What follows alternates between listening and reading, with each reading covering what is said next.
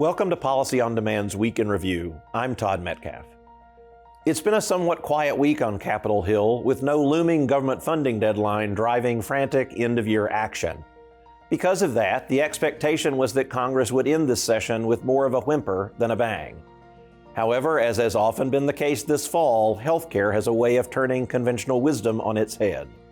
In a rare moment of bipartisan action, moderate House Republicans joined with House Democrats this week to sign a discharge petition and force a floor vote on extending enhanced Affordable Care Act premium tax credits currently slated to expire at the end of this year.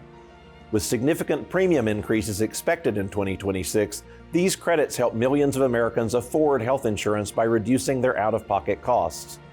While House GOP leadership resisted including the extension in its own health care package, 4 Republicans stepped across the aisle in an effort to prevent a sudden spike in coverage costs for constituents. House procedural rules mean the forced vote likely won't occur until early next year, and even then, passage in the Senate remains far from certain. But all was not quiet this week on the tax front. The IRS on Wednesday finalized rules on how certain derivative payments are determined and reported under the U.S. Base Erosion Tax, or BEAT. The regulations are very similar to the proposed regulations released in January. They detail the treatment of qualified derivative payments, or QDPs, with respect to securities and lending transactions that are made from U.S. companies to foreign-related entities. Ultimately, while not much has changed between the proposed regulations and the final rules provide needed clarity regarding the rule's effective date. And finally, turning to the economy. As has been the case through much of this year, the economic news this week was mixed, further contributing to uncertainty about the broader economic outlook. Data released Tuesday suggests weakening job growth, with the unemployment rate ticking up to 4.6% and adding to concerns that the labor market could be losing momentum even as inflation remains above the Federal Reserve target. However, on the back of that news come reports that inflation cooled unexpectedly in November, giving consumers a bit of relief heading into the new year.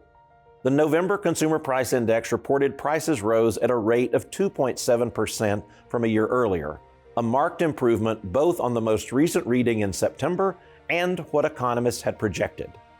We can only hope this positive development persists into 2026 and beyond.